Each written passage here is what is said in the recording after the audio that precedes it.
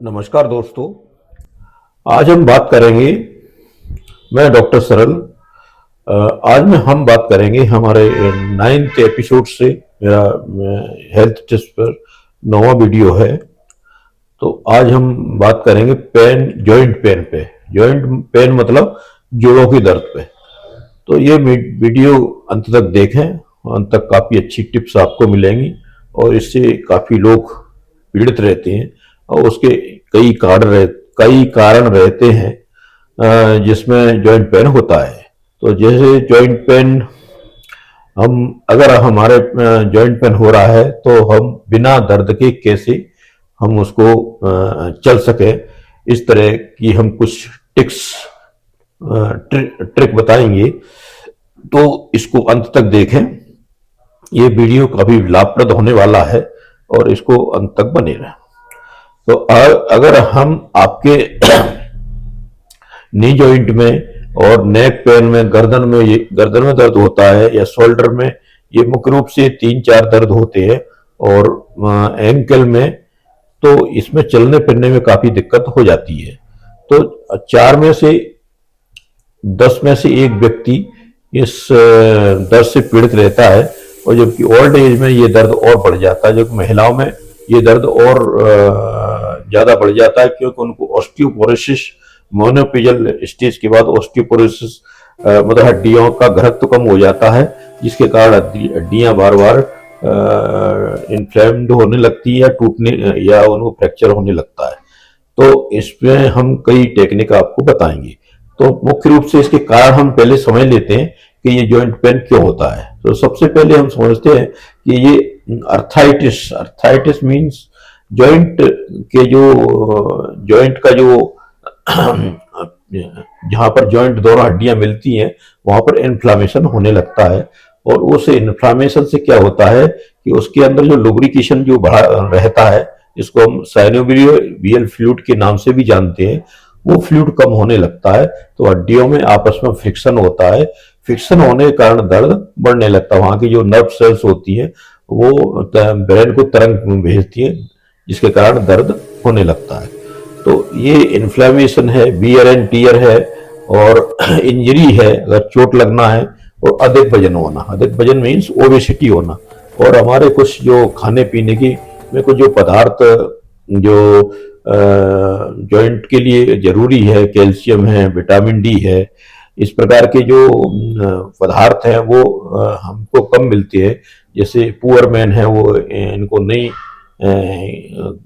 खा पी सकता है, तो इसलिए हो सकता है कि उसको ज्यादा उसको ये बीमारी होती हो। तो हमारे वार्निंग साइन क्या है? लगातार पेन हो हमारे किसी भी पोर्शन में जॉइंट के में, और उसमें सूजन भी आती रहे और वो जकड़ जाए, मतलब उसको मूवमेंट जो है, फ्लेक्शन एक्सटेंशन बराबर प्रॉपर ना हो पाए, और दर्द बढ़ता जाए हमेशा। दर्द के साथ, मतलब जो मूवमेंट होते हैं दर्द के साथ हों। तो ये रेडनेस और जो है गर्म रहे वो एरिया जहां पर दर्द होता है। जैसे मैं भी एक नर्मदा नदी के किनारे फिसल गया था, तो मेरे घुटने में काफी चोट आ गई थी। तो वहां भी काफी समय दर्द और सूजन रही। तो वो दवाइयों से लेने के बाद मुश्किल से वो ठीक रही। तो ये एक कारण हुआ। अब हम समझते हैं इससे अगर हमको ये है तो हमको कौन कौन से जो है खाना हमको खाना चाहिए, जिनको एंटी इन्फ्लामेटरी फूड्स कहते हैं, जो काफी स्वेलिंग कम करने में और पेन कम करने में काफी मदद करते हैं।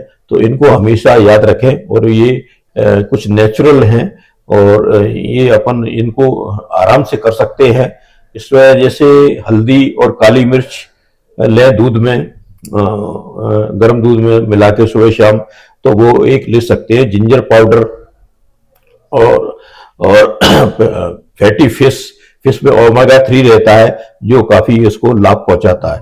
और वेरीज जो होती है, जैसे वेर होते हैं और कैनवेरीज है, और कई तरह की वेरीज होती है, वो एंटीऑक्सीडेंट में भरपूर मात्रा में पाया जाता है, जिसके कारण वो जॉइंट को काफी फायदा पहुंचाता है। इसके बाद हम आते हैं ग्रीन लीफ वेजिटेबल। ग्रीन में कैल्शियम है, कॉपर है, मैंगनीज है, पोटेशियम काफ़ी संख्या में पाया जाता है।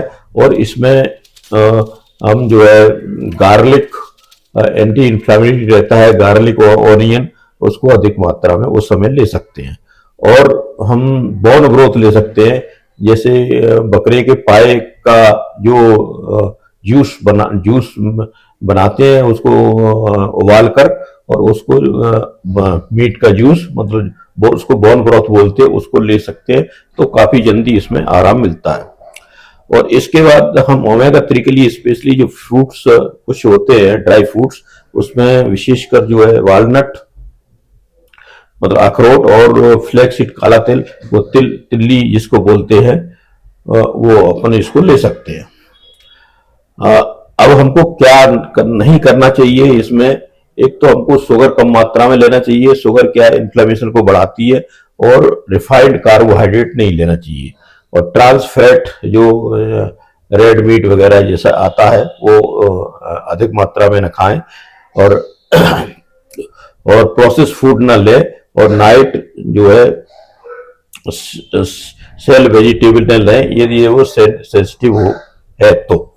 जॉइंट की हीलिंग के लिए हमको क्या क्या सब दवाइयाँ लेना चाहिए। एक तो हमको ग्लूकोजामिन लेना चाहिए जो काफी हेल्प करता है, जो साइनोवियल फ्लूइड वगैरह कार्टिलेज बनाने में मदद करता है। Glucosamine and कॉन्ड्राइटिन sulphate. और कोलेजन पेप्टाइड्स, दूसरे नंबर पर कोलेजन पेप्टाइड उठता है, उसकी कुछ मेडिसिन आती हैं वो अपन ले सकते हैं। विटामिन D3 महीने में, विटामिन D3 हम हफ्ते में एक बार ले सकते हैं और लगातार 2 महीने तक ले सकते हैं। और मिथाइल सल्फोनाइल, मिथाइल नाम का एक सब्सटेंस आता है, उसको भी इसमें यूज कर सकते हैं। तो ये हमारी मुख्य रूप से मेडिसिन रही। तीसरी हम एक्सरसाइज की तरफ जाते हैं। तो एक्सरसाइज में धीरे धीरे अगर हमारा पेन है तो उसको योगा हम धीरे धीरे से करेंगे, स्ट्रेचिंग करेंगे योगा में स्लोली। तो योगा सो हमारा जो स्टिफनेस हो गई है वो उसको कम करेगी। और स्विमिंग तैरना जिसको आता हो धीरे धीरे तैर भी सकता है, और तैरने से भी काफी मूवमेंट में फ्लेक्सिबिलिटी आती है।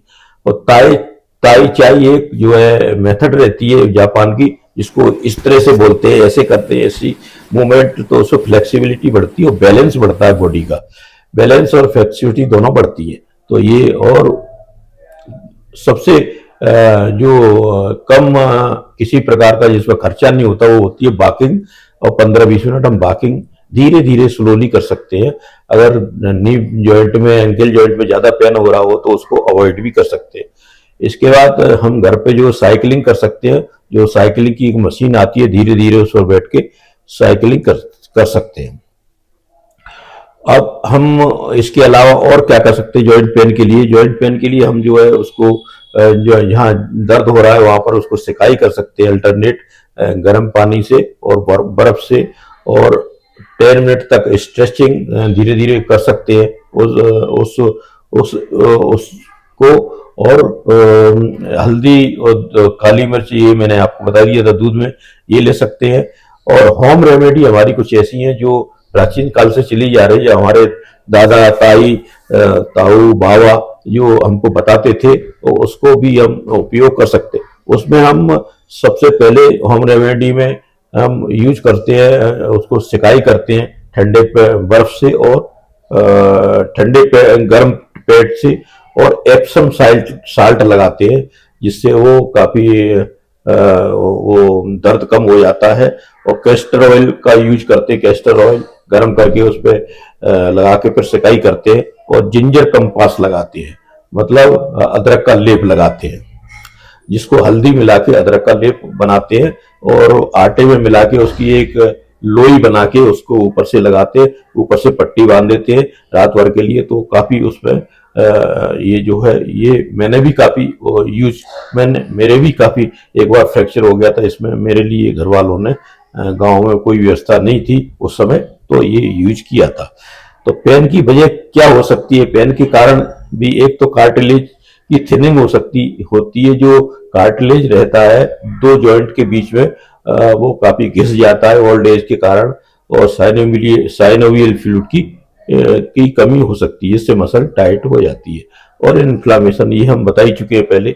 जब पेन अधिक सही तरीके से हो तभी मूव करें, पेन ज्यादा हो तो उस समय मूव ना करें, और मूवमेंट के समय ज्यादा जर्क न लें और ज्यादा कोई फास्ट मूवमेंट न करें, और ना ही कोई किसी प्रकार का उसको पैर को डीप मोड़ें, स्क्वेट ना करें, मतलब उकड़ू नहीं बैठे जिसको कहते हैं हम उस भाषा में कि उकड़ू उकड़ू बैठ जाओ। तो वो बेंडिंग नहीं करे, अगर वो बेंड नहीं हो रहा है, जितना बेंड हो रहा है उतना ही बेंड करें व्यायाम के समय।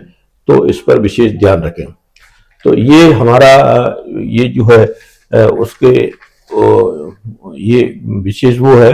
और चौथी हमारा है ब्रेथिंग एक्सरसाइज होती है, ब्रेथिंग टेक्निक।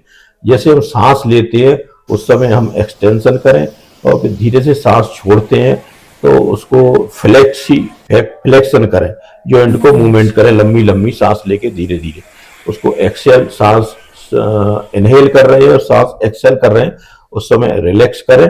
और उसको थोड़ा सा उससे क्या होता है कि जो है मसल्स रिलैक्स होती है, ब्लड फ्लो बढ़ता है, और पेन का जो सिग्नल है वो नीचे ब्रेन में रिड्यूस होता जाता नहीं है।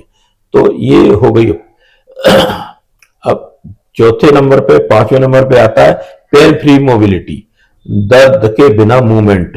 तो कुर्सी पर बैठ के हल्के से जॉइंट को हिलाएं, गर्दन को इस तरह से ले जाए अप एंड डाउन, अगर गर्दन में पेन हो रहा है, अगर और राइट इस तरह से मोड़े, 1 2 3 बोले, 1 2 3 इधर बोले, धीरे धीरे मूवमेंट करें। इसको सर्कुलर मूवमेंट ना करें, सर्कुलर मूवमेंट से ज्यादा दर्द हो सकता है। इसको दिन में कम से कम 3 बार करें और 10 बार पॉइंट करें, 10-12 बार करें इसको। तो ये इसी प्रकार शोल्डर को भी हम जो है इसको आगे पीछे कर सकते हैं, इस प्रकार धीरे धीरे। ये भी एंटी क्लॉकवाइज और क्लॉकवाइज, तो इसमें भी काफी जो दर्द फ्लेक्सिबिलिटी बढ़ती है और दर्द होने के चांस बढ़ जाते हैं। और जब ये अपन कुर्सी पर बैठ के करें तो स्पाइन को सीधा रखें, ये हमेशा ध्यान रखें। तो नेक और शोल्डर के में ये एडवांटेज है इस मूवमेंट से। तो पेल्विक टिल्ट और स्पाइन वेव, पेल्विक स्पाइन को सीधा रख के हम जो है उस पर बेड पर लेटकर पैर को ऊपर उठा सकते हैं और हल्की सी पेल्विक टिल्ट ले सकते हैं, पैर को ऊपर बेड पर लेटकर ऊपर उठा सकते हैं और धीरे धीरे नीचे ले, पैर को ऊपर उठाकर और नीचे ले जाए। इससे हमारा अगर पेल्विक जॉइंट में कोई प्रॉब्लम है तो ये काफी ठीक हो जाएगा। इसके अलावा सबसे पहले ये सुबह उठते ये नहीं करें, सुबह उठकर तेज न चलना, सीढ़ियों पर बार बार उतरे चढ़े नहीं, पेट जब आपको दर्द हो रहा है उस समय वजन भी न उठाएं, और जो है डीप स्क्वेट न करें और उकड़ू नहीं बैठे। ये चीजें हमको नहीं करना है। अगर कोई ज्यादा प्रॉब्लम हो तो इसको हम इन्वेस्टिगेशन के लिए हम पहले एक्सरे करा सकते हैं, और एक्सरे है, सीटी स्कैन है, एमआरआई है, डॉक्टर की सलाह से ऑर्थोपेडिक सर्जन पे अगर नहीं ठीक हो रहा है इतना करने के बाद भी, तो उनको दिखाएं, उससे ट्रीटमेंट लें और उससे निजात पाएं। तो अगर आपको मेरा वीडियो अच्छा लगा हो तो सभी लोग जो है शेयर एंड सब्सक्राइब करें, और ये जरूर बताएं कि हमको ये वीडियो से क्या लाभ हुआ है, कमेंट में लिखकर भेजें। और किस शहर से आप जो है बोल रहे हैं, किस शहर से आप सुन रहे हैं, ये जरूर उसमें कमेंट में लिखें, जिससे मेरे को वीडियो बनाने में आगे और प्रेरणा मिलेगी। और इसको सब्सक्राइब करें, जो सब्सक्राइब करके आई बेल आइकॉन की घंटी दबाएं